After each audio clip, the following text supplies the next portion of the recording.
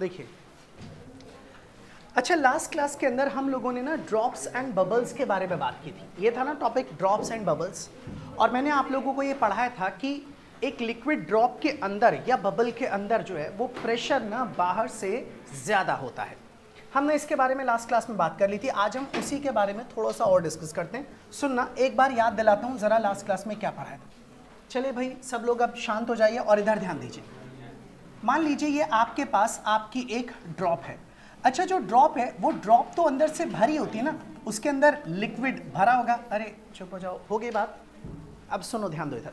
तो ना अंदर की तरफ जो प्रेशर है आप उसे लिखिए पी, और जो बाहर प्रेशर है that is PO. Pressure inside, pressure outside. और मैंने ये बताया था कि इनसाइड वाला प्रेशर आउटसाइड से कैसा होता है, ज्यादा।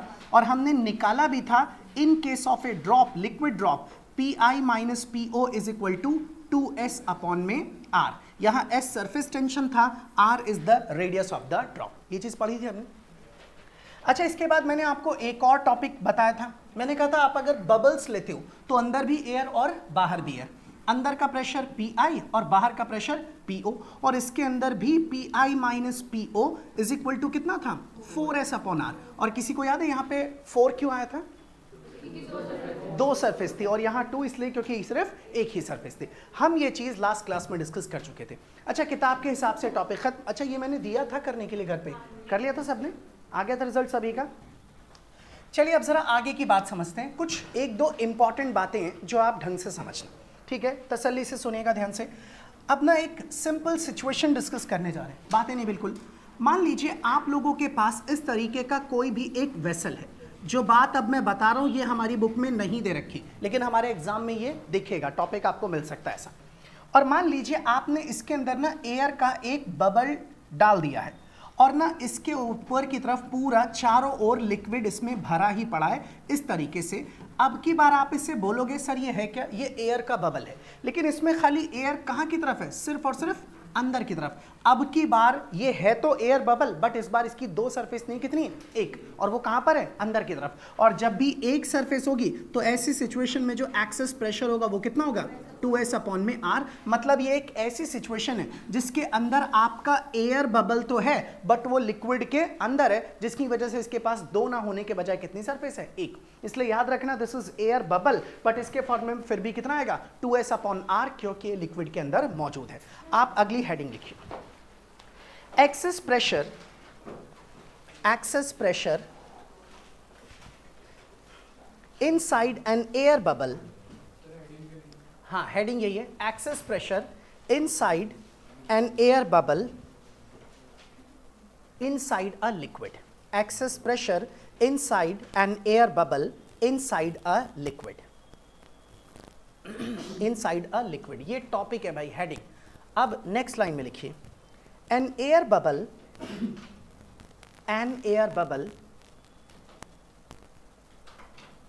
inside a liquid, an air bubble inside a liquid is similar to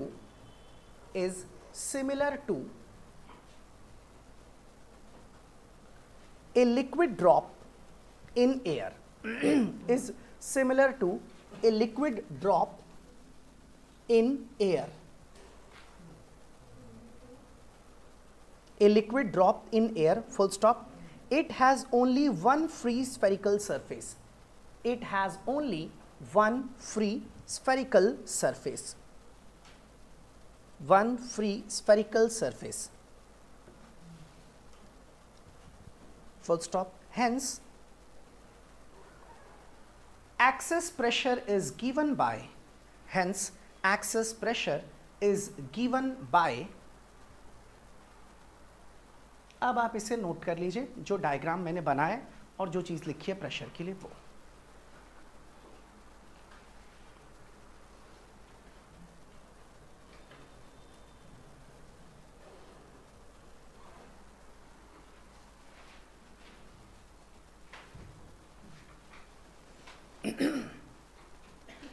ठीक है भाई, अब हम आगे की तरफ चलते हैं। इसे आप जल्दी से ड्रॉ कर लीजिए, फिर हम आगे की एक और बात सुनते हैं। ठीक है, ध्यान देना। अब मैं एक बात आपको लिखवाने जा रहा हूँ, वो नोट में लिखेंगे, ठीक है? और तसल्ली से सुनना वो बात आखिर है क्या। चलें आगे, कर लिए सभी ने? ठीक है, नेक्स्ट। अब इधर देखना भाई, देखो मान लो मैं आप लोगों के सामने ना इस तरीके का एक कंटेनर बना रहा हूं, या मान लीजिए इस तरीके का एक बड़ा सा वेसल जिसकी अच्छी खासी गहराई है इस तरीके से, और इस पूरे के पूरे वेसल में मैंने एक ना लिक्विड को ला करके फिल कर दिया। भाई कोई भी बच्चा बातचीत ना करे, ध्यान दे इधर की तरफ, ऐसे करके इसमें लिक्विड पूरे का पूरा फिल कर दिया, और जो लिक्विड इसके अंदर भरा है उसकी डेंसिटी क्या मान लेते हैं, रो। और ना मैंने इसके अंदर नीचे की तरफ इस जगह पर एक एयर का बबल इसके अंदर इंसर्ट कर दिया। मान लीजिए ये रहा आपके पास आपका एक एयर बबल। अब ये एयर बबल ना इस लिक्विड के अंदर भरा पड़ा है, और इस तरीके से एयर बबल यहाँ पर मौजूद है, ये मैंने इसे बना दिया। अब मान लीजिए आपके जो लिक्विड है इसकी सरफेस का जो टेंशन है वो सरफेस टेंशन क्या मान लिया, दैट इज एच। और ये जो आपका एयर का बबल है वो कितनी गहराई में है, ये हाइट कितनी मान ली मैंने, एच। अब अगर मैं बोलूं कि मुझे पता करना अंदर का प्रेशर कितना एक्स्ट्रा है, कितना एक्सेस प्रेशर, तो सुनो ध्यान से, जो अंदर वाला प्रेशर होगा वो बाहर से कितना एक्स्ट्रा है, मान लेते कितना एक्स्ट्रा है, पी। अब आप गौर से सुनना, आपको याद होगा लास्ट क्लास में हमने पढ़ा था, इस बार जो अंदर की तरफ है वो कुछ नहीं है, अंदर की तरफ कौन मौजूद है, एयर। इस बार अंदर के प्रेशर को सरफेस टेंशन वाला प्रेशर भी संभालना है, उसका भी जो फोर्स लग रहा है अंदर उसको भी संभालना है, साथ में इसके ऊपर जितना लिक्विड है तो भाई लिक्विड का भी क्या होगा, प्रेशर। अब की बार दोनों को संभालना है, इसलिए सरफेस टेंशन की वजह से आप इसे लिखेंगे 2s/r, और 2s क्यों, क्योंकि कितनी सरफेस है, एक, और साथ में एक प्रेशर और संभालना है, याद है किसी को, ρgh। इसका मतलब आप जब गहराई में चले जाएंगे तब आप लोगों को जो एक्सेस प्रेशर मिलेगा दैट इज 2s/r, और प्लस में कितना आ जाएगा, ρg और h। क्लियर है सभी के लिए ना। अब आप लिखिए जो मैं बोल रहा हूं, when an air bubble of radius capital R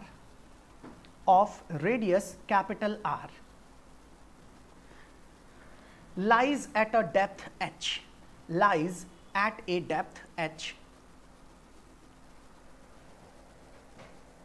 below the free surface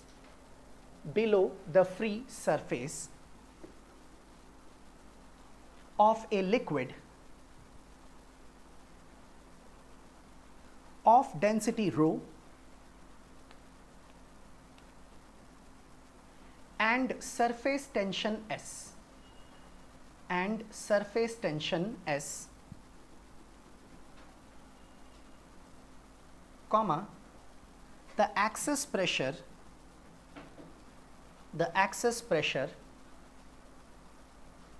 inside the bubble will be, अब आप बोर्ड से नोट कर लीजिए,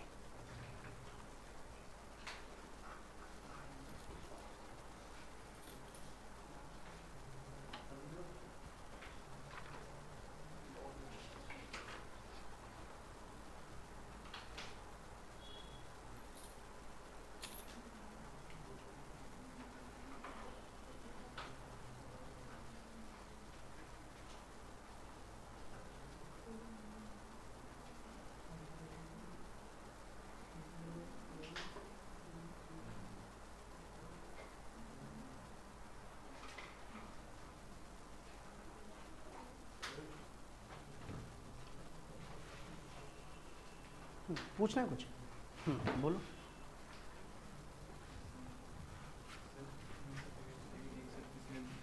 क्या चीज़? हाँ, अरे भाई देखो, जैसे आपके पास एयर का बबल है और वो पानी के अंदर लिक्विड के अंदर है, तो उस बबल में आप अंदर देखो क्या है, एयर, सिर्फ अंदर सरफेस देखेगी, बाहर तो पूरे का पूरा क्या है, पानी। सरफेस का मतलब है फ्री सरफेस। आप एक ग्लास में पानी डालो, आपको कौन सी सरफेस फ्री दिख रही है जिसे आप छू पाओगे, ऊपर वाली। ऐसे ही इसके अंदर जो एक है ना, बबल के अंदर की साइड वाली जो सरफेस है वही कैसी है, फ्री। अगर मान लो एक बारिश की बूंद है तो बूंद की ऊपर वाली सरफेस आप देख पा रहे हो, अंदर कोई सरफेस नहीं है, तो इसका मतलब उस पर भी कितनी सरफेस है, एक। लेकिन अगर एयर का बबल, जिस बुलबुला जो बच्चे फुलाते हैं ना, उनको देखोगे तो उसमें अंदर भी एक सरफेस है और बाहर भी। तो ये हमने लास्ट क्लास में डिस्कस भी किया था, इसलिए यहाँ पर सिर्फ एक ही सरफेस है। अच्छा भाई चुप हो जाइए, चलिए अब मेरी बात सुनिए ध्यान से, आवाज़ नहीं, सुनो। एक सवाल आया था एग्जाम में, मैं आपके सामने उस सवाल को डिस्कस कर रहा हूँ, बस चुप रहिए, सुनिए। सवाल ये था, और टीचर ने भी एक बार वाइवा में पूछा था कि अगर कोई एयर बबल पानी में या लिक्विड में गहराई में यहाँ पर है, तो ना वो यहाँ पर आप एयर बबल को छोड़ दोगे तो क्या होगा, या तो ऐसा सवाल पूछते हैं या ये बोलते हैं जैसे जैसे ये ऊपर आता जाता है बताइए इसके साइज में क्या फर्क पड़ेगा। अब गौर से सुनना, सबसे पहली बात तो आपका ये एयर का बबल लिक्विड में गहराई में है और गहराई में प्रेशर चारों ओर से कैसा लगता है, ज़्यादा। जैसे ही ज़्यादा इसके ऊपर प्रेशर लगेगा ऑब्वियस सी बात है बाहर का प्रेशर ज़्यादा होने की वजह से दबेगा, इसका साइज कैसा हो जाएगा, छोटा। पहली बात तो अगर ये बबल यहाँ पर है तो आपको ये पता है कि हमेशा fluid always flows from higher pressure to lower. आपको याद दिला दूं, मैंने एक बार कहा था कि मान लो हमारे पास एक पाइप है जिस पाइप से पानी निकलता है जिससे हम गार्डन में पानी देते हैं। अगर उस पाइप में थोड़ा पानी बच जाए और वो पानी मुझे निकालना हो तो पाइप के एक किनारे पर माउथ लगा के कस के प्रेशर लगाते हैं और दूसरी तरफ से पानी कहाँ निकल जाता है, बाहर, क्योंकि लिक्विड या fluid always flows from higher pressure to lower pressure. याद है सभी लोग को? ऐसे ही यहाँ नीचे की तरफ प्रेशर कैसा है, ज्यादा। मैंने बताया था जितनी गहराई में जाओगे प्रेशर ज्यादा, और ऊपर प्रेशर कैसा है, कम। और इसके अंदर एयर है विच इज अ फ्लूइड, और fluid always flows from higher pressure to lower, और लोअर प्रेशर कहाँ पर है, ऊपर, इसलिए कहाँ जाएगा, ऊपर। टीचर ने ये पूछा था कि ये साइड में क्यों नहीं चला जाता, मतलब मैं इसको और ज्यादा चौड़ा कर दूं तो क्या ये साइडों में भी चला जाएगा, ये ऊपर ही क्यों जाता है? तो आप इसका जवाब ऐसे दे सकते हैं। वरना आपको यह भी याद होगा मैंने कहा था कम डेंसिटी वाली चीज ज्यादा डेंसिटी में नहीं डूबती। एयर की डेंसिटी कम, लिक्विड की डेंसिटी ज्यादा, तो ये अपने आप ही कहां चला जाएगा, ऊपर। अच्छा, जैसे जैसे ऊपर जाएगा इसके ऊपर लगने वाला प्रेशर भी, और अगर प्रेशर कम होगा तो आराम से अपने आप को साइज को बढ़ने देगा। इसका मतलब जब नीचे इसका साइज छोटा है तो जैसे जैसे ऊपर जाएगा इसका साइज बढ़ता जाएगा, और सबसे टॉप पर आने के बाद हो सकता है ये ऊपर आकर के ब्लास्ट हो जाए। इसका मतलब सबसे नीचे से ये ऊपर जाएगा और ऊपर जाते वक्त इसका साइज ऑलवेज इंक्रीज करेगा। क्यों? क्योंकि ऊपर जाने पर प्रेशर क्या होता जाएगा, डिक्रीज। मीनिंग क्लियर सभी लोगों के लिए? तो यहां तक का पोर्शन सबके लिए क्लियर है। अब ना मुझे आप लोगों को एक और बात लिखवानी है नोट में,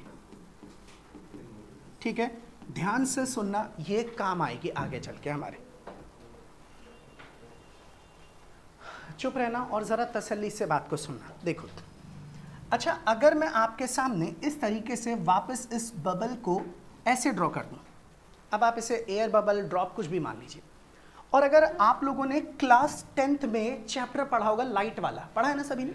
उसमें दो तरह के मिरर होते थे, कॉन्वेक्स और कॉनकेव। एक्चुअल में कॉन्वेक्स और कॉनकेव ना मिरर नहीं, वो शेप्स को कहा जाता है।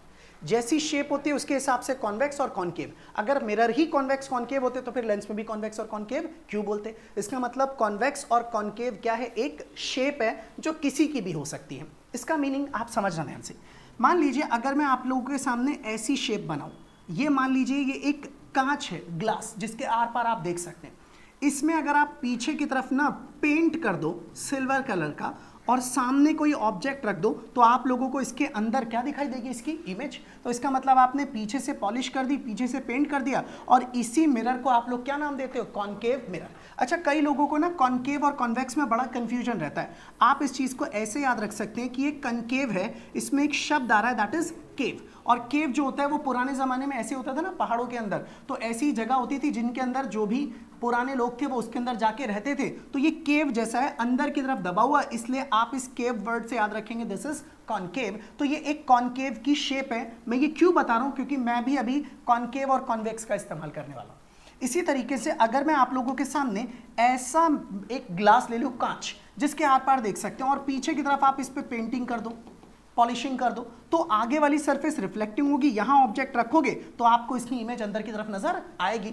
अब की बार ये जो शेप है this is called convex. Meaning समझ रहे हैं? तो ये कॉनकेव शेप है और ये वाली कॉन्वेक्स। कॉनकेव जो अंदर की तरफ होगी और कॉन्वेक्स जो कहां की तरफ होगी, बाहर। आपको केव से ये याद रहेगा और जो दूसरा बच गया वो ऑटोमेटिकली कौन सा हो जाएगा, कॉन्वेक्स। तो अब आपको अगर ये चीजें क्लियर है तो अब आप मेरी बात को ध्यान से सुनना, अच्छे से समझना, क्योंकि एक ही लाइन लिखवाने वाला हूं।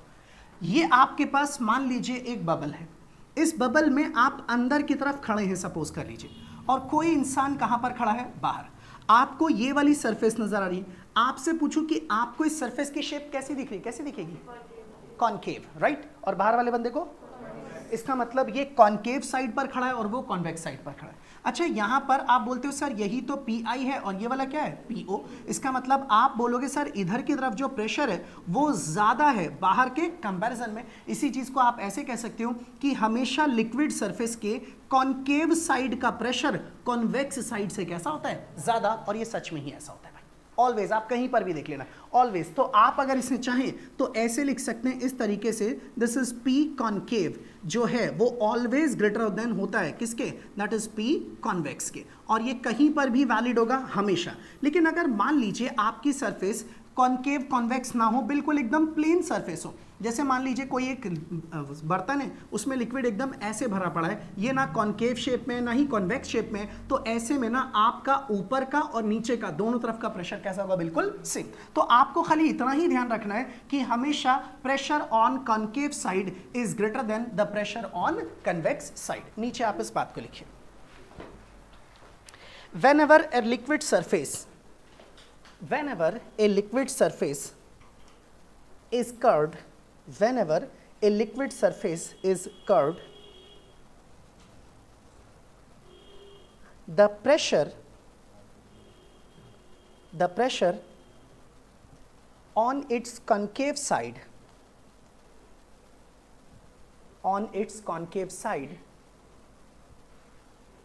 is greater than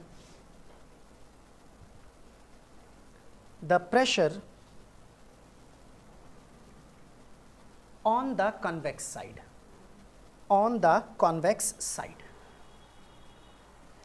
full stop। बस खाली इतना लिख लीजिए, P concave greater than P convex. हम इसका यूज करेंगे भाई थोड़ी देर बाद।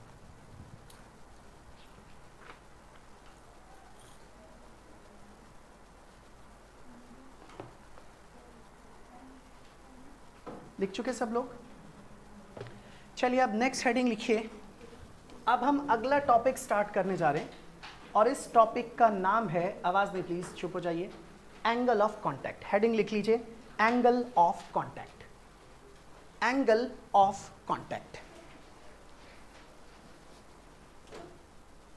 अब ध्यान से सुनना भाई, एंगल ऑफ कांटेक्ट एक ऐसा टॉपिक है जिसे टीचर्स वाइवा लेते वक्त अक्सर पूछते हैं कि चलो बताओ what is angle of contact, और आप लोगों को अच्छे से समझना होगा। अच्छा, सिंपल भाषा में, सर नाम से तो ऐसा लग रहा है कि जितने एंगल पर कांटेक्ट होता है उसी को क्या बोलते हैं, एंगल ऑफ कांटेक्ट, और सच में यही होता है।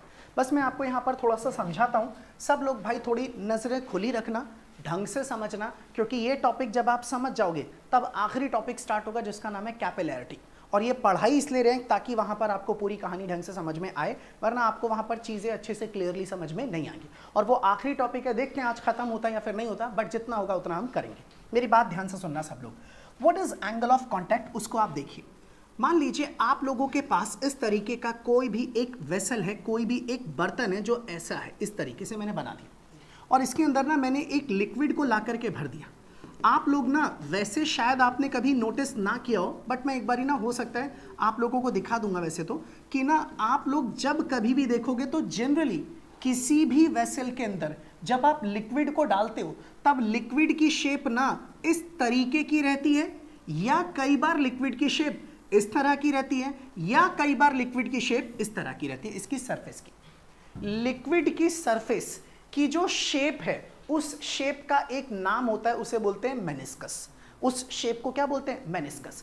अगर मान लीजिए ऐसी सरफेस है तो आप बोलोगे ये जो शेप है that is called plane meniscus. अगर ये ऐसी सरफेस है तो ये ऊपर उठी हुई है, ऊपर से आपको कॉन्वेक्स नजर आएगी, आप इसे बोलोगे कॉन्वेक्स मेनिस्कस। और अगर ये शेप ऐसी है तो आप इसे बोलोगे कॉन्केव मेनिस्कस। अच्छा, ये ऐसी शेप होगी क्यों, मैं आपको उसका रीजन समझाऊंगा और बताऊंगा, बट आप पहले मेरी बात सुन लो, फिर मैं एक्सप्लेन भी कर दूंगा आखिर ऐसा होता क्यों। मान लीजिए मैंने आप लोगों के सामने इस तरह की सरफेस को कंसीडर कर लिया कि लिक्विड की सरफेस ना कुछ ऐसे बन रही है, वो मैंने ऐसे करके आप लोगों के सामने ड्रॉ कर दिया कि मान लीजिए आपके पास कोई भी एक कंटेनर है, आपने उसके अंदर लिक्विड डाल दिया और लिक्विड की शेप कुछ ऐसी बन रही है। तो आप एक काम कर सकते हैं कि आपके पास लिक्विड की जो फ्री सरफेस है, यही है ना फ्री सरफेस, इस फ्री सरफेस के ऊपर ना आप एक टेंजेंट ड्रॉ कर दीजिए। तो मैं भी यहां पर ना इस तरीके से एक टेंजेंट को ड्रॉ कर रहा हूं। आई थिंक सबको ये टेंजेंट साफ साफ दिख रहा होगा। और ये जो टेंजेंट है लिक्विड की, और ये जो टेंजेंट आपको दिख रहा है, ये टेंजेंट ना लिक्विड के अंदर की तरफ, यानी कि ये आपकी सरफेस है सॉलिड सरफेस और ये आपकी लिक्विड सरफेस, इन दोनों के बीच में यहां पर जो एंगल बनता है, this angle is called angle of contact.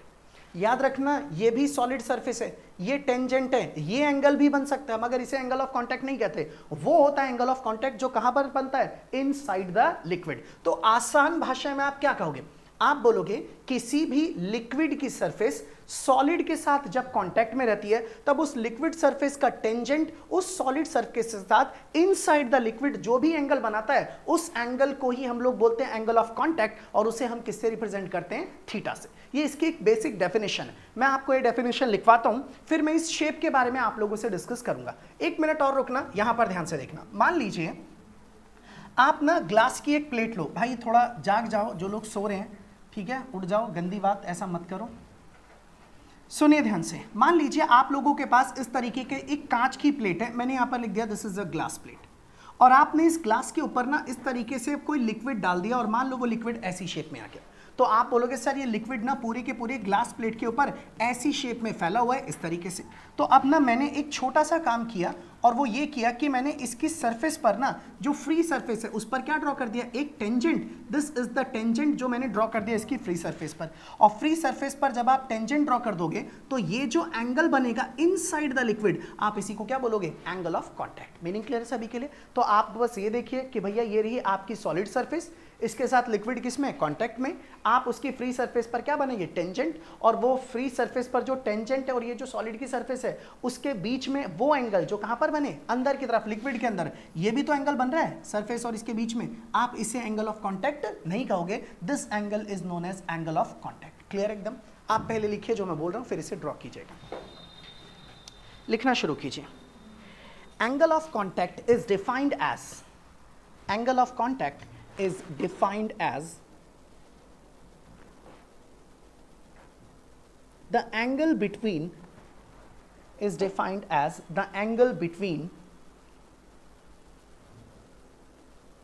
the tangent to the liquid surface, angle between the tangent to the liquid surface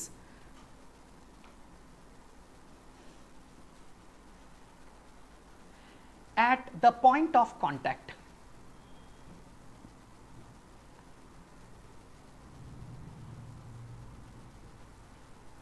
and the solid surface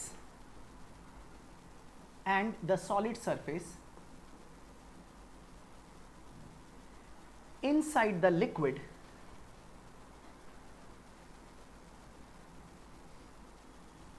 full stop. It is denoted by theta. It is denoted by theta.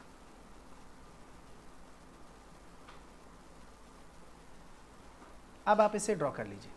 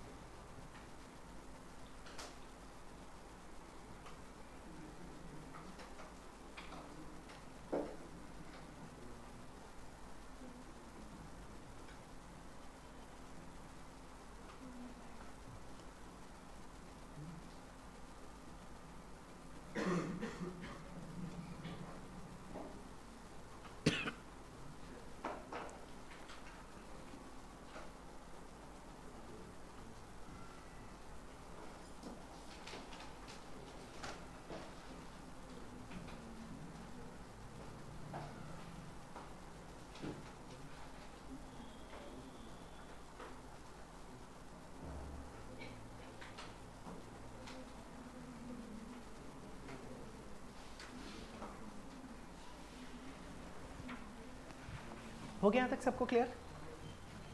पता लग गया ये angle of contact क्या होता है? चलिए चुप हो जाइए, कर लिए सब लोगों ने इसको कंप्लीट। अब ज़रा सुनिए ध्यान से, मैं आपके सामने ना 3 पॉइंट्स डिस्कस कर रहा हूँ, आवाज़ बिल्कुल नहीं, और वो तीनों ना ध्यान से सुनना, फिर एंगल ऑफ कांटेक्ट खत्म, फिर हम अगले टॉपिक पर आ जाएंगे। और वो कौन कौन से केसेस हैं एक एक करके गौर से सुनिएगा सब लोग। सुनो। अच्छा, उन तीनों केसेस को डिस्कस करने से पहले ज़रा आप लॉजिकली जान लीजिए आखिर ये सब चल क्या रहा है। सुन लो ध्यान से। मान लीजिए आप लोगों के पास, इसे ध्यान से सुनना वरना वो पॉइंट्स नहीं समझ में आएंगे, ये एक वेसल है। इस वेसल के अंदर हम लोगों ने ना लिक्विड को ला करके पूरे का पूरा फिल कर दिया इस तरह से। अच्छा, जब आप इसमें लिक्विड फिल कर देंगे तो मान लीजिए ये रहा सरफेस, और ये सारे के सारे सरफेस पर जो लिक्विड्स मौजूद हैं ये वो हैं, तो मैंने इस तरह से सरफेस पर लिक्विड्स को ड्रॉ कर दिया। आप इस लिक्विड को कुछ भी मान लेते, चलो मान लेते हैं पानी है इसके अंदर, सपोज कर लीजिए लिक्विड की सबसे टॉप की लेयर है, यहाँ पर भी आपको मॉलिक्यूल्स दिख रहे हैं। अब ना मैंने एक काम किया सिंपल सा कि आप ज़रा देखिए, ये आपके पास एक सॉलिड सरफेस है और ये पूरी की पूरी क्या है आपके पास, लिक्विड की सरफेस। अच्छा, सेम मॉलिक्यूल्स के बीच में जो फोर्स लगेगा एक ही सब्सटेंस के, दैट इज कोहेसिव, और ये सॉलिड है और ये आपका लिक्विड है, इनके बीच में जो फोर्स लगेगा वो एडहेसिव। अगर मान लीजिए इनके बीच में जो आपकी सरफेस है सॉलिड की और लिक्विड की, इनके मॉलिक्यूल्स के बीच में जो एडहेसिव फोर्स है अगर वो ज्यादा स्ट्रांग हुआ किससे, कोहेसिव से, तो एडहेसिव फोर्स ना इन मॉलिक्यूल्स को जबरदस्ती अपनी ओर क्या करेगा, खींचना स्टार्ट कर देगा। और खाली इधर से ही नहीं, इधर से भी खींचना स्टार्ट कर देगा, क्योंकि एडहेसिव फोर्स कैसा है, ज्यादा एज कंपेयर टू कोहेसिव। तो जब आप इसे देखेंगे ना और आप इसे ऑब्जर्व करेंगे तो आपको ये सरफेस ना ऐसी नजर आनी शुरू हो जाएगी। मेरी बात समझ रहे सब लोग? और अब आपको यहां पर क्या दिखाई देगा, कुछ एंगल, और आप इसी एंगल को क्या बोलोगे, एंगल ऑफ कांटेक्ट। तो यहां से पता लग रहा है कि कब, जब आपका एडहेसिव फोर्स ज्यादा बड़ा होगा किससे, कोहेसिव से, तब जो शेप बनेगी वो कुछ ऐसी बनेगी। और ये शेप कैसी है, केव जैसी। इसका मतलब आप बोलोगे इसका मेनिस्कस कैसा होगा, कॉनकेव जैसा। अगर मान लीजिए ऐसा ना हो, इसका उल्टा हो जाए, इसका उल्टे का मतलब मान लो कोहेसिव फोर्स एडहेसिव से कैसा हो जाए, ज्यादा, तो ऐसे में अब की बार होगा क्या, ये जो मॉलिक्यूल्स हैं ये अपने मॉलिक्यूल्स को ज्यादा तेजी से खींचेंगे। मतलब ये मॉलिक्यूल्स ना, यहां पर जो मॉलिक्यूल्स बचे हुए इस जगह, इनको भी ये वाले मॉलिक्यूल अपनी ओर क्या करेंगे, अट्रैक्ट, जिसकी वजह से ये सबको अपने पास लाने की कोशिश करेंगे इस तरीके से। और जो यहां पर भी मॉलिक्यूल्स होंगे ना, इन्हें भी अपने पास खींचेंगे, जिसकी वजह से सब के सब इधर चले जाएंगे। और आप लोगों को जो शेप नजर आएगी ना वो कुछ ऐसी दिखाई देगी इस तरीके से। क्यों? क्योंकि ये वाले मॉलिक्यूल इधर वाले मॉलिक्यूल्स को कहां खींचना शुरू करेंगे, अपनी ओर। और जब आप इसे मिलाएंगे तो आपको जो शेप दिखेगी वो कैसी दिखेगी, कॉन्वेक्स जैसी। सबको मेरी बात समझ में आ रही? एक चीज आप लोगों से पूछता हूं, अगर एडहेसिव फोर्स ज्यादा है और कोहेसिव कम, तब जो शेप बनी वो कॉनकेव। कोहेसिव ज्यादा, एडहेसिव कम, तब जो शेप बनी वो कॉन्वेक्स। और अगर दोनों इक्वल, प्लेन। इसका मतलब कैसा होगा, बिल्कुल सीधा। और उस केस में आपका एंगल ऑफ कांटेक्ट कितना होगा, 90 डिग्री। यानी कि यही बोलते हैं कि एंगल ऑफ कांटेक्ट कब 90 डिग्री होता है, जब आपका एडहेसिव और कोहेसिव फोर्स बिल्कुल इक्वल होता है। ये बात समझ गए? अब ये चीज तो मैंने आपको एक्सप्लेन कर दी, रीजन भी समझा दिया। अब हम इसको थोड़ा सिस्टमैटिकली लिख लेते हैं, देखना ध्यान से, मैं एक एक करके सारी बातें आपको समझाऊंगा। मान लीजिए मेरे पास इस तरीके का एक वेसल है। भाई कोई भी बच्चा बात ना करे प्लीज, ध्यान दीजिए। ये रहा आपके पास एक वेसल, और जो वेसल मैंने यहां पर लिया है, मैंने इस वेसल को लिख दिया कि ये कैसा वेसल है, this is a glass vessel. ये कांच का बना हुआ एक वेसल है, हम कांच के लिए बात कर रहे हैं। और इसके अंदर ना मैंने वाटर डाल दिया, सिंपल नॉर्मल पानी। तो इसके अंदर जो चीज़ हमने फिल की है, जो लिक्विड हमने भरा हुआ है, दैट इज वाटर। तो मैं यहाँ पर लिख देता हूँ दिस इज वाटर। मैंने इसके अंदर पानी डाल दिया। पता है, जब कभी भी आप कांच के ग्लास में पानी डालोगे तो ऑलवेज जो शेप होती है ना वो कुछ ऐसी नजर आनी शुरू हो जाती है, और आपका लिक्विड इस तरीके से यहाँ पर बन जाता है। और जब इसको देखा जाता है तो हमने यहाँ पर ना इसी तरीके से एक टेंजेंट को ड्रॉ कर लिया, और टेंजेंट ड्रॉ करने के बाद ये जो एंगल नापा गया, यही एंगल आपके लिए क्या हो गया, theta, which is less than 90 degree. इसका मतलब इस केस के अंदर आप कुछ बातें नोटिस कर पाएंगे। वो है पॉइंट नंबर 1 कि आपका ये जो थीटा होगा ना वो कैसा होगा, 90 डिग्री से कम। और हमारे इस वाले केस में यहां मैं लिख देता हूं this is in this case, जो केस की मैं बात कर रहा हूं, थीटा की वैल्यू लगभग कितनी होती है, 8 डिग्री के आसपास। इन दिस केस का मतलब है अगर आप कांच के बर्तन में पानी डालोगे तो एंगल ऑफ कांटेक्ट कितना आता है, 8 डिग्री। ये आप याद रखो तो सबसे बेस्ट रहेगा, अच्छा रहेगा। ये मैं इस केस की बात कर रहा हूं, एंगल ऑफ कांटेक्ट 90 डिग्री से कम है। इसी सिचुएशन को आप एक और तरीके से बोल सकते हैं कि मान लीजिए अगर मैं यहां पर एक ग्लास की सरफेस ले लूं, सॉरी वाइट ही लेते, एक ग्लास की सरफेस, यानी कि मेरे पास बिल्कुल एक क्लीन कांच है, साफ सुथरा। तो मैं इस जगह पर लिख देता हूं this is a glass surface. और इस ग्लास की सरफेस के ऊपर अगर मैं यहां पर पानी डालता हूं तो वो पानी ना ऐसे फैल जाता है इसके ऊपर, और इसके अंदर आपके पास वाटर की बहुत सारे क्या हैं, मॉलिक्यूल्स। तो जब हम लोगों ने ये ऑब्जर्व किया कि चलो पता करते हैं कि इसकी सरफेस कितना एंगल बना रही है, तो मैंने यहाँ टेंजेंट ड्रॉ किया और फिर से इस एंगल को नापा, तो दोबारा से एंगल 90 डिग्री से कैसा आया, कम। तो इसका मतलब ये हो कोई फर्क नहीं पड़ता, बस यहाँ का एंगल ऑफ कांटेक्ट 90 डिग्री से कम होगा। कब? जब आप पानी को ग्लास के अंदर डालोगे, मतलब किसके अंदर डालोगे, कांच के अंदर। अब अगर मैं इसके आगे की बात समझाऊं आपको, तो एक एक करके बात को सुनते जाना और गौर से देखना। नंबर 1 के बाद अब आता है नंबर 2। आखिर ये एंगल 90 डिग्री से कम क्यों हुआ? क्योंकि इस जगह पर जो आपका एडहेसिव फोर्स है, मैं यहां लिख देता हूं this is the adhesive force. This adhesive force is greater than the cohesive force, इसलिए तो ऐसा हो पाया। Adhesive force is greater than cohesive force. Number 2 के बाद नंबर 3, अगर मैं बोलूं इसकी शेप कैसी आई, कॉनकेव, तो आप यहां पर लिख सकते हैं दिस इज कॉनकेव मेनिस्कस, इसे लिखेंगे कॉनकेव मेनिस्कस। मेनिस्कस बस इस शेप के नाम को बोलते हैं। मैं बोलूँ मेनिस्कस कैसा है तो आप क्या बोलोगे? कॉनकेव। अच्छा एक बात और सुनिएगा ध्यान से, आप जब पानी डालते हो ना ग्लास के ऊपर, पता है बारिश की बूंद या पानी जो होता है वो कैसे बनता है? इसी को तो आप ड्रॉपलेट्स बोलते हो। अगर आप किसी सरफेस पर लिक्विड को डालो और वो ऐसा बन जाए तो आप बोलोगे हाँ भाई ये लिक्विड है ना, इसकी सरफेस पर क्या बना रहा है? ड्रॉप्स बना रहा है। यहां पर ना कोई ड्रॉप नहीं बन रही, यानी कि आप इस चीज का और ख्याल रखोगे कि अगर एंगल थीटा 90 डिग्री से कम है तो ये ड्रॉप्स नहीं बनाते। तो आप चाहें तो यहां लिख सकते हैं दे डोंट फॉर्म ड्रॉपलेट्स, यानी कि ये ड्रॉपलेट्स फॉर्म नहीं करते। आप कांच के ऊपर पानी डाल दीजिए, आपको बूंद नजर नहीं आएगी, बस पानी कहीं कहीं पे क्या दिखेगा? चिपका हुआ, और हर जगह पर आपको जो एंगल ऑफ कांटेक्ट दिखेगा वो 90 डिग्री से कैसा दिखेगा? कम। और अगर यहां पर हम देखें ऐसी सिचुएशन में, तो आप खुद सोच करके मुझे एक जवाब देना। आपको ये पता है कि सर एडहेसिव फोर्स कैसा है? ज्यादा। किससे? कोहेसिव से।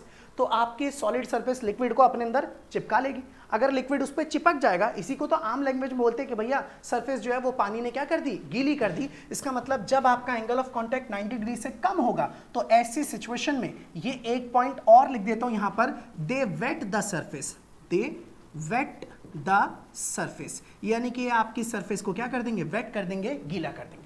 यानी कि अगर मैं आपसे बोलूं कि मुझे नहीं पता कोई लिक्विड है, वो मैंने एक सॉलिड सरफेस पर डाल दिया, एंगल ऑफ कांटेक्ट 90 डिग्री से कम निकला, क्या लगता है कि वो सरफेस लिक्विड गीला कर पाएगा? तो अगर एंगल ऑफ कांटेक्ट 90 डिग्री से कम है तो आप बोल देना हाँ सर वो सरफेस क्या हो जाएगी? गीली। टीचर पूछे ऐसा क्यों? क्योंकि एंगल ऑफ कांटेक्ट 90 डिग्री से कम तब होता है जब एडहेसिव फोर्स कोहेसिव से कैसा होता है? ज्यादा। और एडहेसिव अगर ज्यादा है कोहेसिव से, मतलब आपकी सॉलिड सरफेस कुछ लिक्विड के पार्टिकल्स को अपने ऊपर चिपका लेगी, और अगर लिक्विड चिपका हुआ दिखेगा तो हम बोलेंगे सरफेस कैसी हो गई है? वेट हो गई है। क्लियर सभी के लिए? तो ये आपकी सिचुएशन नंबर 1 थी, लेकिन ये सब बातें सिर्फ मैंने तब के लिए बताई हैं जब आप लोग ना ग्लास के, कांच के ग्लास में किसको डाल रहे हो? वाटर के लिए। लेकिन हाँ, एंगल अगर 90 डिग्री से कम रहेगा तो ये सारे प्रोसेस आप लोगों को दिखाई देंगे। तो इसका मतलब ये सरफेस को गीला, वेट कर देंगे। क्लियर सभी के लिए? इसका मतलब आपने जो कपड़े पहने इस पर अगर पानी डाला जाए तो पानी गीला कर देगा इस कपड़ों को। इसका मतलब जो वाटर आपके कपड़ों के साथ एंगल ऑफ कांटेक्ट बना रहा है वो 90 डिग्री से कैसा है? कम। क्लियर? आप इसे लिखिए नंबर 1।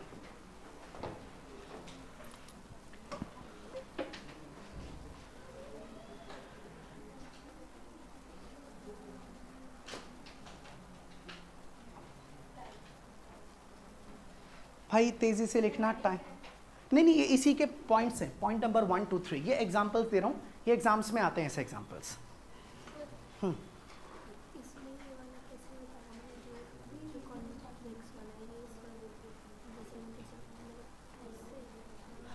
नहीं, ये ऐसे तो आप, ये हमने इसके हिसाब से इसका नाम रख दिया। शेप की बात कर रहे हो ना? हाँ, लेकिन ना आप जब इसको सरफेस के हिसाब से देखोगे ना, हमने बस इतना ही देखा यहाँ पे कि एंगल जो है ना, हाँ ये तो नॉर्मल ग्लास है, ये तो हमने कांच की फ्री सरफेस, एंगल जो है ना आपका वो दोनों केसेस में 90 डिग्री से कैसा दिख रहा है? कम। हाँ, बाकी मेनिस्कस इसके हिसाब से बताया मैंने।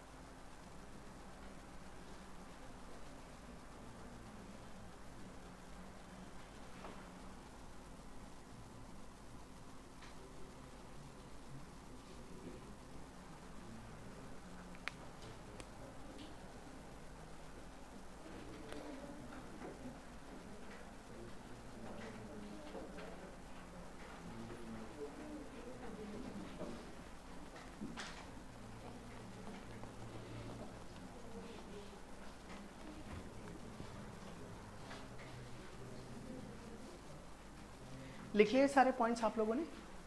कर लिया कंप्लीट यहाँ तक सब कुछ? ठीक है भाई, अब अगर ये हो गया तो इसमें मुझे कुछ नहीं लिखवाना, जो भी चीज़ें थी वो मैंने आपके सामने लिख दी। अब हम आते हैं नेक्स्ट अगले केस पर। ये कर लिया सबने तो फिर चलो। अच्छा देखो, इसमें मैंने ना एक ग्लास लिया और उसमें क्या डाल दिया, वाटर डाल दिया। अब हम एक काम करते हैं, फिर से चले आगे की तरफ। हो गया, लिख लिया सबने, ठीक है। अब हम दूसरा केस लेने जा रहे हैं, नंबर 2। ध्यान देना सब लोग, सेकेंड पार्ट एक और डिस्कस करते हैं। अब इस दूसरे वाले में मैं फिर से एक और वेसल ले रहा हूँ। मान लीजिए मेरे पास ये रहा मेरा एक सिंपल सा वेसल। ये जो वेसल है ये भी किसका है, ग्लास का। अब की बार मैंने इसको वही ग्लास का वेसल ले लिया, कांच वेसल। ये ग्लास वेसल है, लेकिन अब की बार ना मैं इसके अंदर जो लिक्विड डाल रहा हूँ, पीछे मत कीजिए बातें, जो भी लिक्विड मैंने इसके अंदर फिल किया वो वाला लिक्विड ना मान लीजिए मरकरी है। और जब हम देखते हैं ना मरकरी को, तो मरकरी की जो सरफेस है वो कुछ ऐसी शेप बनाती है। तो इस जगह पे मैं लिख देता हूं this is mercury, this is mercury. इसमें मरकरी भर दिया और मरकरी फिल करने के बाद जब इसकी सरफेस के ऊपर हमने एक टेंजेंट ड्रॉ किया और ये वाला एंगल चेक किया कितना है, तो ये एंगल ना दिख रहा है साफ साफ 90 डिग्री से कैसा है, ज़्यादा। और आप इसे चाहें तो लिख सकते हैं इन दिस केस, हमारे इस केस में ये जो एंगल है वो लगभग 138 डिग्री के आसपास, या कई जगह 140 डिग्री भी लिखा रहता है। मतलब इसकी वैल्यू जो है ना वो ज़्यादा बड़ी होती है 90 डिग्री से। समझ गए सब लोग ना? इसे ध्यान रखना और याद रखना पड़ेगा। ये डाटा ऐसा है, कई बार आप इसको यूज़ कर सकते हो, ठीक है। वैसे आपको इतना तो पता होना चाहिए कि थीटा कितना है, 90 से बड़ा। अगर मैं यहां पर एक सरफेस बना दूं इस तरह से, और वो भी मैं किसकी ले लूं, ग्लास की सरफेस, कांच की सरफेस, और इस कांच की सरफेस के ऊपर जब हम इसी तरीके से मरकरी को डालते हैं तो मरकरी ना यहां पर ना एक ड्रॉपलेट को फॉर्म कर लेता है ऐसे। पिछली वाली शेप और इस वाली शेप में थोड़ा फर्क है, देख रहे हैं ना। और इसके अंदर पूरे के पूरे मरकरी के क्या भरे पड़े हैं, मॉलिक्यूल्स। और जब हम लोग ना यहाँ पर एक टेंजेंट ड्रॉ करते हैं इस तरीके से, तो ये जो एंगल दिखाई देता है अंदर की तरफ थीटा, ये एंगल भी आपको 90 डिग्री से कैसा नजर आएगा, ज्यादा। इसका मतलब इस टाइम पर ये ड्रॉपलेट को फॉर्म कर रहे हैं। तो अब एक एक करके जरा इन बातों को देखते हैं, क्या क्या चीजें यहां से पता लगी। सबसे पहली चीज तो आपका एंगल ऑफ कांटेक्ट जो है वो 90 डिग्री से कैसा है, ज्यादा। कोई बच्चा बताएगा कि क्यों, कौन सा फोर्स ज्यादा है इसमें, कोहेसिव। तो इसका मतलब आप चाहें तो यहां पर लिख सकते हैं कि इस बार आपका जो कोहेसिव फोर्स है वो ग्रेटर देन है किसके, एडहेसिव फोर्स के। इसका मतलब एडहेसिव फोर्स से कोहेसिव फोर्स की वैल्यू ज्यादा है, इस वजह से ऐसा हुआ। अच्छा, अगर कोहेसिव फोर्स ज्यादा है तो तुम्हें क्या लगता है कि ये आपके जो सॉलिड सरफेस है वो इस लिक्विड को अपने ऊपर चिपका पाएगा क्या, नहीं। तो इसका मतलब ये सरफेस को वेट नहीं करेगा। तो आप इसे लिख सकते हैं they don't wet the surface, यानी कि आप इसे लिखेंगे they don't wet the surface, यानी कि सरफेस को वेट नहीं करेंगे, they don't wet the surface. Next एक और पॉइंट, अब आप देखना जरा, इसकी जो शेप है वो कैसी है, कॉन्वेक्स। तो आप इसे बोल सकते हैं क्या, कॉन्वेक्स मेनिस्कस। तो यहां पर लिख देते हैं कॉन्वेक्स मेनिस्कस बनेगा। और नंबर नेक्स्ट, और यहां पर आप लोगों को ड्रॉपलेट्स नजर आएंगी, तो आप लिख सकते हैं this is they form droplets, they form droplets, यानी कि ये ड्रॉपलेट्स को फॉर्म करते हैं, बनाते हैं, ठीक है। अब आप इसे लिख लीजिए और याद रखना ये कब की बात कर रहा हूं, जब ग्लास के अंदर क्या डाल दिया जाए, मर्क्यूरी।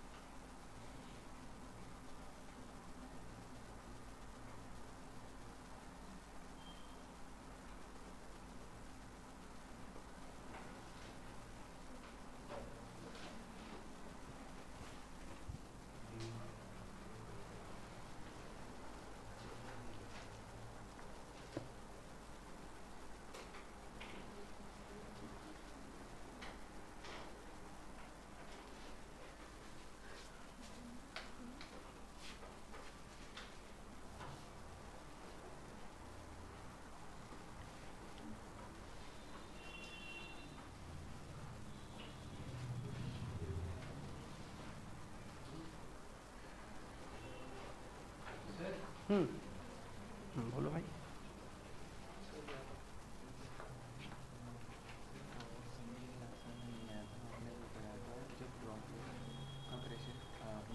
हाँ पी ओ की जगह, हाँ एक्चुअल में वो एटमॉस्फेरिक प्रेशर ही है भाई, वो एटमॉस्फेरिक ही होता है। क्या चीज़? पी ए, हाँ पी ए लिख सकते हैं, वो तो मैंने पढ़ाते वक्त आपको ये बता दिया, लेकिन बाहर कोई भी चीज़ का प्रेशर हो सकता है। मान लो आप किसी चैम्बर में उस ड्रॉप को डाल दो और चैम्बर के अंदर का प्रेशर एटमॉस्फेयर से कैसा कर दो ज़्यादा, तो वो बाहर, अगर नॉर्मल ड्रॉप्स की बात कर रहे हो किसी एनवायरनमेंट में, तो आप उसके लिए ऑटोमेटिकली बाहर का प्रेशर कौन सा लोगे? एटमॉस्फेरिक। लेकिन अगर आपने खुद कोई एनवायरनमेंट बनाया तो आपको जो प्रेशर दिया जाएगा, मान लो वो लिख दे कि नहीं बाहर का प्रेशर इतना है, हम ये एक्सपेरिमेंट ज़मीन की इतनी गहराई में पानी के अंदर कर रहे हैं, तो वहाँ पे प्रेशर क्या होगा? एटमॉस्फेरिक से थोड़ा अलग। तो मैंने इसलिए इनसाइड वाले को पी आई लिख दिया, आउटसाइड वाले को पी ओ लिख दिया। आपको जो सिचुएशन दिया आप वैसा कर सकते हैं, उसका भी यूज़ अभी इसमें होगा। हाँ चलिए भाई, अब मेरी बात सुनिए ध्यान से, ये लिख लिया सभी ने? ओके, 1 मिनट शांत हो जाइए सब लोग, सुनिए। अब एक बात पर फोकस करना, आवाज़ नहीं प्लीज़। आप लोगों ने ना भाई सब लोग एकदम शांत रहना और चुपचाप रह करके बात को सुनना ध्यान से। यहाँ पर ना मैं आपके सामने एक छोटा सा वीडियो है जो प्ले कर रहा हूँ, एक बार आप देखना ज़रा।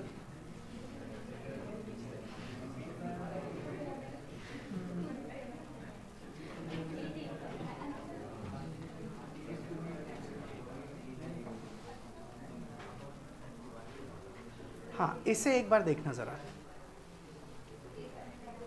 भाई, चुप रहना बस, बातें बिल्कुल नहीं, ध्यान से देखना और मुझे बताना एंगल ऑफ कांटेक्ट कैसा दिख रहा है, क्या बन रही है यहाँ पे। तो ये ना लोटस यानी कि जो कमल का फूल होता है उसकी ये पत्तियाँ हैं, उसके ऊपर ना आपको क्या दिख रही है? ड्रॉपलेट्स। और ये देखो ये हिला भी रहे हैं, तो ये हिल रहा है लेकिन आसानी से ये ड्रॉप टूट नहीं रही। यहाँ पर जो एंगल ऑफ कॉन्टैक्ट है, कोई बताएगा 90 से बड़ा है छोटा है? बड़ा है। और इसके अंदर ना यहाँ पर ना इनका कोहेसिव फोर्स एडहेसिव से कैसा है? ज़्यादा, इसलिए यहाँ पे ये ड्रॉप बनी हुई है। इसके अलावा एक आप इसके अंदर ये भी देख सकते हैं, यहाँ पर भी ये ऐसा ही है। देखो इसको ना ये उंगली से डिस्टर्ब भी करेगा लेकिन फिर भी ये ड्रॉप बनी रहेगी। और इसके अंदर पूरे में एंगल ऑफ कांटेक्ट 90 डिग्री से कैसा है? ज़्यादा। एक तरह से आप ये बोल सकते हैं, हमारे पेपर का सवाल भी है कि जो पानी की बूंदें होती हैं वो कमल के फूल के जो पत्ते होते हैं या कमल को उसे वेट नहीं कर पाती, उसका रीज़न आप बोलोगे एंगल ऑफ कांटेक्ट 90 डिग्री से कैसा होता है? ज़्यादा। अच्छा ये तो चलो एक छोटी सी बात हो गई, सिंपल। आप लोग पता नहीं यार क्या कर रहे हो भाई, क्या कर, सुनो ध्यान से, तुम तो लग जाते हो बातें करने में। अब आप मुझे एक बात बताइए, हम लोग ना अक्सर जब बरसात का मौसम होता है तो रेन कोट खरीदते हैं, और हम ये चाहते हैं कि रेन कोट ऐसे मटेरियल का बनाओ जिसके ऊपर आप पानी डालो तो वो वेट ना हो। इसलिए रेन कोट को जानबूझ करके ऐसे मटेरियल से बनाया जाता है जिसके साथ वाटर का एंगल ऑफ कांटेक्ट 90 डिग्री से कैसा होता है? ज़्यादा, जिसकी वजह से ना रेन कोट वेट नहीं होता। आप YouTube पे कई बार एड्स वगैरह भी देखते होंगे, उन एड्स के अंदर भी दिखाते हैं ऐसी जैकेट, ऐसे कपड़े, ऐसी शर्ट जो बिल्कुल भी गीला नहीं हो पाती, और उसका रीज़न यही होता है कि वो जानबूझ के एंगल ऑफ कांटेक्ट को बढ़ा देते हैं। अच्छा अब एक चीज़ और सुनना, मान लीजिए, आवाज़ नहीं प्लीज़, ध्यान दीजिएगा ज़रा, कि ना कोई एक कपड़ा है, कोई भी कपड़ा जो काफ़ी ज़्यादा गंदा है, उसके ऊपर काफ़ी डस्ट चिपका हुआ है बुरी तरीके से, और ना आप उस डस्ट को साफ करना चाहते हैं। जैसे आपने कई बार देखा है हमारे कपड़ों पर ना कभी कभी ऑयल या सब्जी वगैरह गिर जाती है, तो वो ऑयल नो ईजीली धोने से वो जल्दी साफ नहीं हो पाता, और कई बार मम्मियाँ गुस्सा भी कर देती है, सब्जी गिरा दी, उल्लू के पट्टे, अब कौन धोएगा? तू धोएगा, मुझे ही धोना पड़ेगा।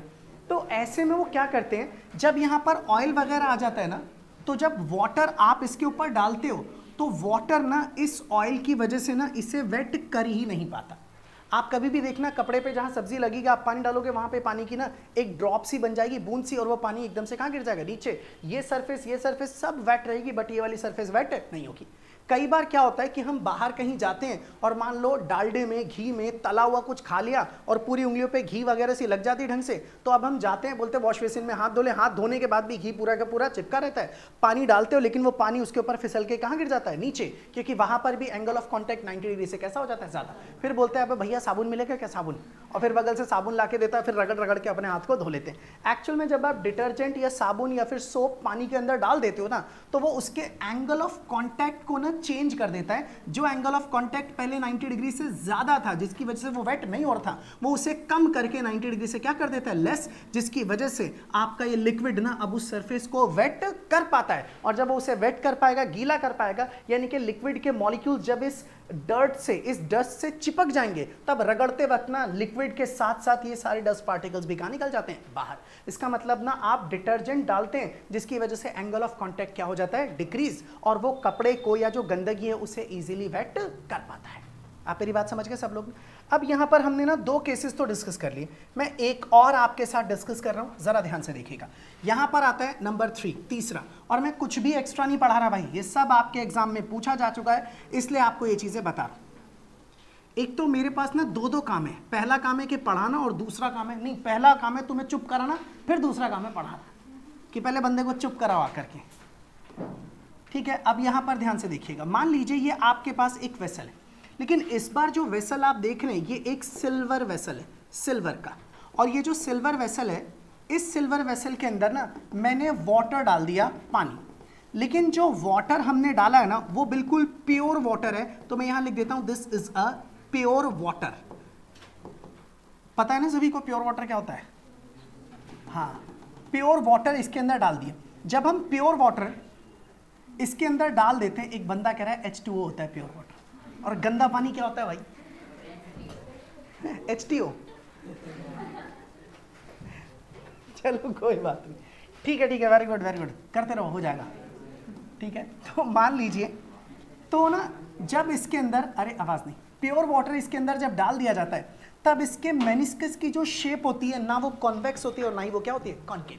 इस टाइम पर जब हम एंगल ऑफ कांटेक्ट को देखते हैं कि वो कितना आता है, तो वो एग्जैक्टली कितना आ जाता है, 90 डिग्री।